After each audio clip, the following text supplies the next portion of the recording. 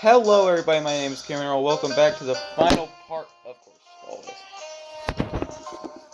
Welcome back to the final part of the Cuphead playthrough ranking, part 5 of 5. And we're starting off this video with my number 5 spot, Dr. Cal's Robot.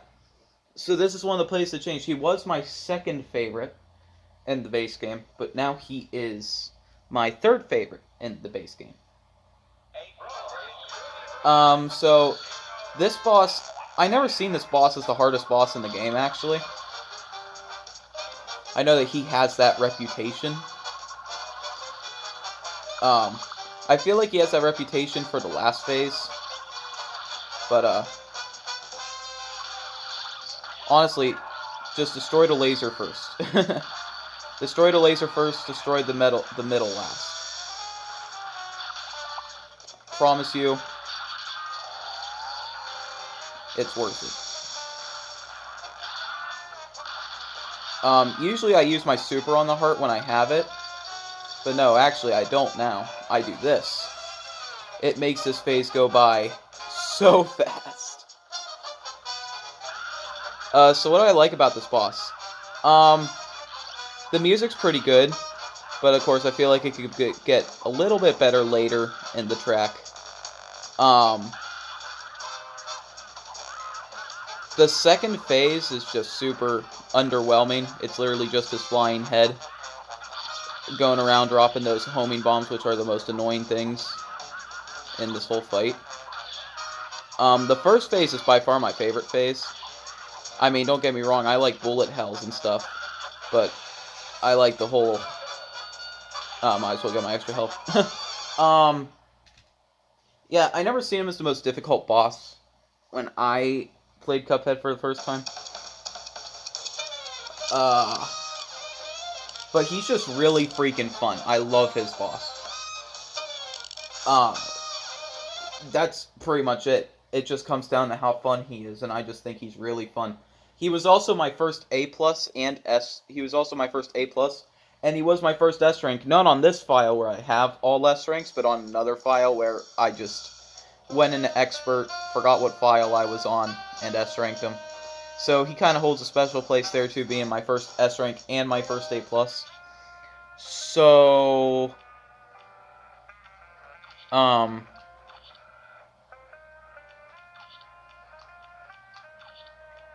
So next here, we have Werner Vermin.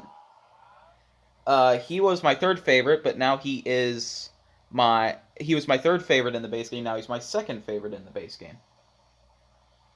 Right off the bat, music, one of the best music tracks in the game, by far. Another reason why this boss has so much appeal to me is because Tom and Jerry was one of my favorite cartoons, and I really like that they incorporated that into a boss. Definitely. The first phase is definitely the weakest, but that just gets you ready for what's to come later.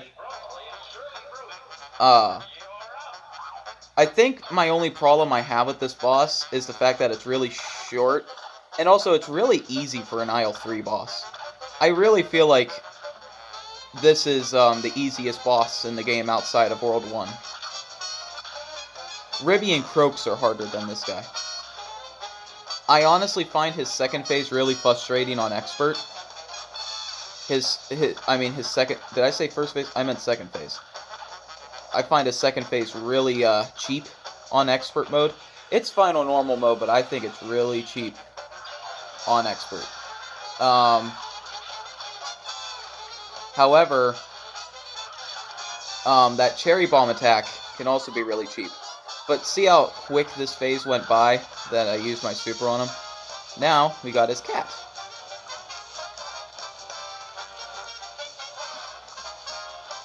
I want to wait till he lets out a rat so I can get my last parry. Come on. Thank you. You're so kind. I missed the parry. Wow. I missed it again? Are you serious? What happened? I hit the parries.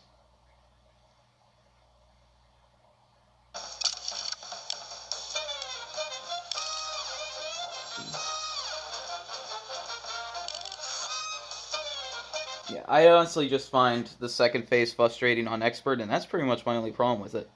And also that frustrated me at the end there, because I hit those parries. I hit the button, and it didn't give me them. So, screw the game, I guess. Okay.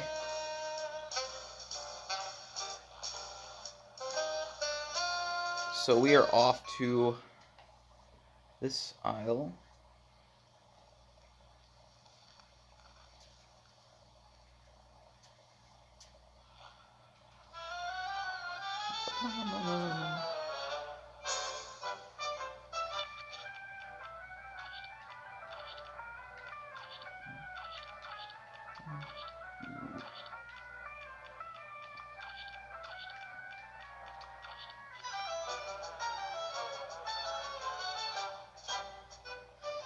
So, coming in at the number 3 spot is the fiery frolic himself, Grim Matchstick. My favorite boss in the base game. And since my last ranking, it stayed that way. He is still my favorite boss in the base game. Starting off, he is another character who I think has like a top 5 music track. Crap. I don't know why I walked off that cloud. He's another character in the game who has a top 5 music track. What? Come on!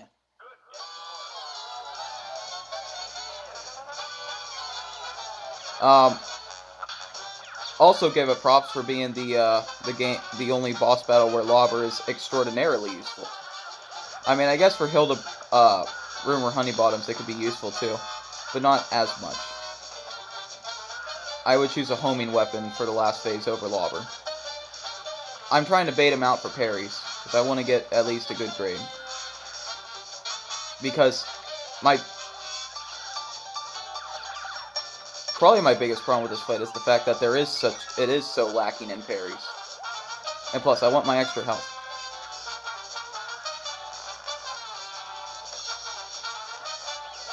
One more for old Cameron boy. Okay, you know what, screw it, just die.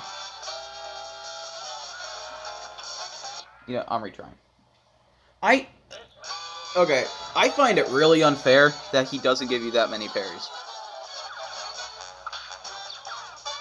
Like, how are you supposed to get a good grade when this first phase goes by so fast? Also, make sure you use an EX move before you move on, so you don't forget in the last phase.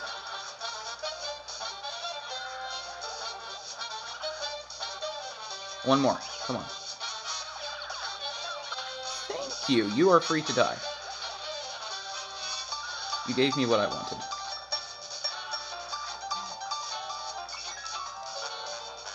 So here's where the Lobber comes really in handy. It wrecks this boss. Now, I don't want to say anything that could jinx me, but this phase I don't have as much of a problem with as I see all my friends and stuff do. Like my 2 friends that play Cuphead. Well, friend and girlfriend who play Cuphead. I don't have as much. I think they both said to me that they think that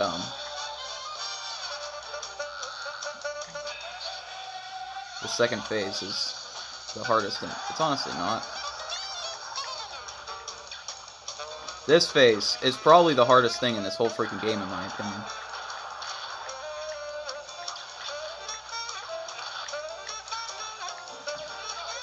Yay. I think that was the best performance I've ever put on with Charge Shot. I don't think I've ever done that phase without taking a hit, so. Well, I must have if I A+ it once, but I haven't taken it without taking a hit when I was using Charge Shot. So yeah, Grim Matchstick takes the number 3. Only problem, the severe lack of parries. And slight problem that I get past because I still enjoy it is that the third phase is the hardest thing in this whole game, to me. It's kind of, because it's just kind of random how many fireballs he shoots at you, and it really sucks.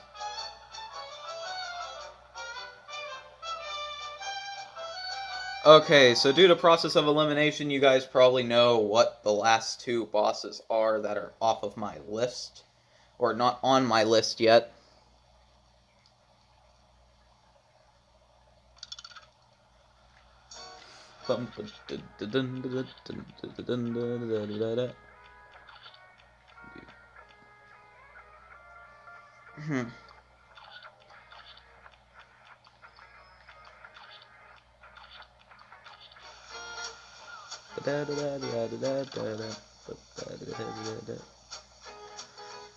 Okay, so taking number 2 on my list is Moonshine Mob. And you know, just for the heck of it, we're going to do this on Expert. Moonshine Mob. This boss has the best music track in the game, period. Music is so good. I think it's the first music track to use scat, which I guess is the da da da da da da da da da, just kind of making sounds. I like the fact that you could be so pressed for parries, but still get a good chance to parry stuff.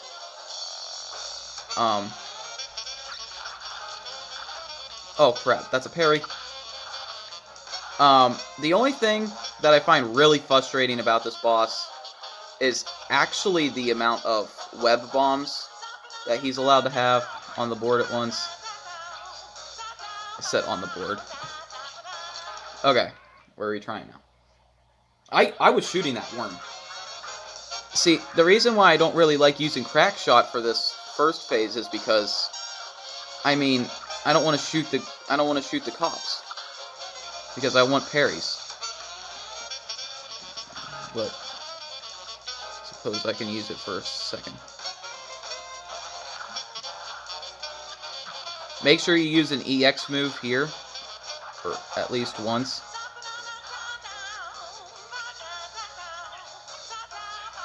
You can use 2 if you want, if this phase is lasting too long for your liking. Okay, and phase done with 2 parries. So, I don't know if this is considered cheating or not, but I just sit here in the corner with Roundabout. So, what do I like about this boss other than the fact that its music track is my favorite? I love the design. I just think it has a really good vibe to it. I don't think a boss has been this creative with its premise, or what it's based around. I need at least 1 parry here. Oh no, I failed to get the parry before. God dang it, why do you have to be so weak? And of course, who can forget the fake knockout? So many YouTubers got by it. I almost got by it, but luckily I was fast enough. Unfortunately, sadly, did not get 3 parries, so I was too late. If I had to... My only problem with it is the fact that they can have so many web bombs at once. I think the web bombs kind of just suck. But that's a very tiny thing. But we don't have time to dwell on the Moonshine Mob. They actually used to be my least favorite boss in the DLC when the DLC came out, because I couldn't beat the Anteater for the life of me. But you know what? With Chalice, just stay the opposite side and jump up and down with Roundabout, and he'll get hit. And Super 1 does so much damage to him. But we can't dwell on it when we have to get to Winchester, my number 1. Since the trailers, I was really excited for this boss, simply because of the animation. I don't know, it was something about the animation. The backwards bullet hell looked really cool, and the fact that she was running on her spurs in the trailer, I thought that was honestly really cool. And, of course, we never had a boss we didn't have a boss in the base game that was based in the desert, I don't think. And I'm retrying. This is also the easiest boss to get the Kill No Minions achievement on, because her only minions are in the first phase, and you don't need to kill them, you know. Don't try to use Glumstone to get that achievement, it's a trap. Another thing. This is the second best music track in the game. This music track slaps. It might even slap harder than Moonshine Mob. But Moonshine Mob's still better. This part right here in the music. It picks up so good. And then I just go over here and I just let the vacuum suck me in while I'm a bomb. And her second phase should be done any second now. Oh, I got trapped. I couldn't move up because of that dollar up there. Okay. Just gonna put some EXs out there just for fun. Gonna need that parry. This trumpet solo. Oh. Almost got trapped there. One thing I liked about this boss is when she turns into actual cannon beans, people would camp up here. I've seen on YouTube, they would camp up there. But when they put the update up, they started putting cans up there for anyone who was ever up there. The cans of beans that were in the third phase now start showing up. This phase, I think this phase is one of the most stressful things for me to get through in this whole game. But I've honestly S-ranked this boss so much at this point that I think I could do it. That was probably like my 20th time S-ranking this boss. I just love this boss. Every single thing about this boss. The animation, the music, the Winchester character herself is really cool. The fact that she's a cow and she's a girl, so she's a cowgirl, but she's a sheriff. And she's so good at her thievery that she's a freaking saloon. In the trailers they said Sheriff Winchester, but I think she's more of a rogue sheriff because there's a wanted poster on the side. It's just those tiny little details. And of course her name, when you click on High Noon Hoop, the cactus, it says Esther Winchester, not Sheriff.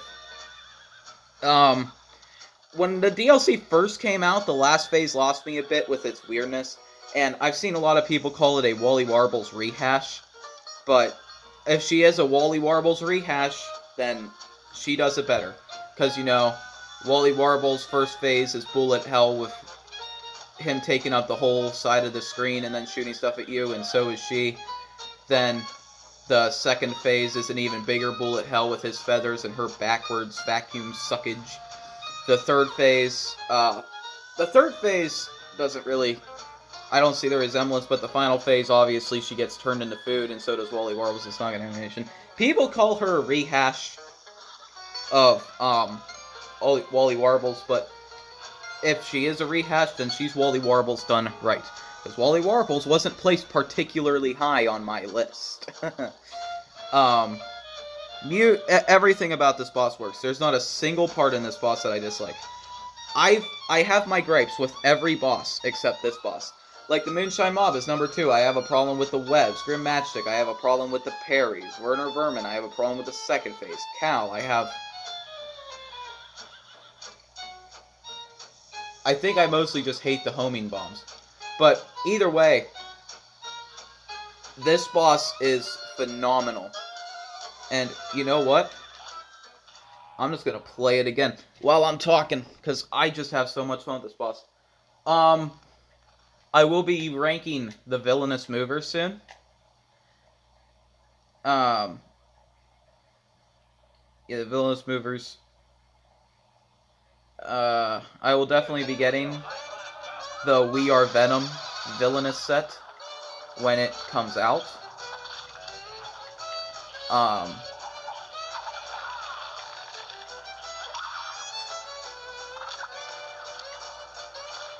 Yeah, the Venom Villainous set. I think it's really interesting what they're trying to do with the Venom Villainous set. Whether or not it's going to work or not is a whole different story with fans. Because obviously it's just a single set. But it's Venom, and it's Marvel Villainous. I think I still like Marvel Villainous a little more than Star Wars Villainous.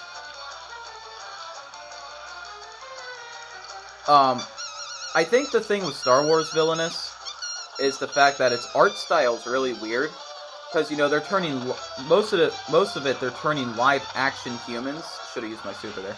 They're turning live action humans into cartoon art characters, and it just looks kind of weird on some cards. And obviously, I actually have a huge problem with the movers. I don't like what they did with the movers. I thought it was a really good idea at first, but my General Grievous mover just looks so stupid. And I've seen people have, like, the whole Darth Vader mover, but the whole top of the head is freaking white. And it's like, how did they let this happen?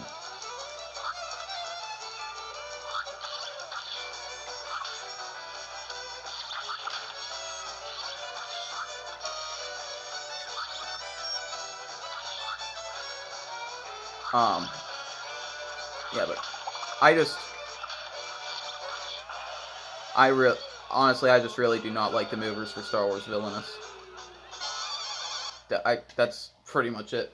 Don't like the movers. The art style is hit or miss. Kylo Ren's like the Star Wars Villainous version of Gaston. And Asajj Ventress sucks in the game. But it's still very fun. It's just, I don't know, I just like Marvel Villainous's playstyle better.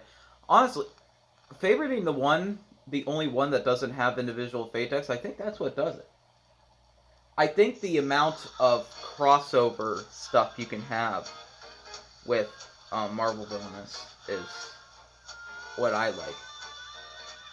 The fact that it's all one universe and you can go on other people's boards with Loki and stuff like that. But thank you everybody so much for watching. I'll see you in the next video. Bye bye. This series is over.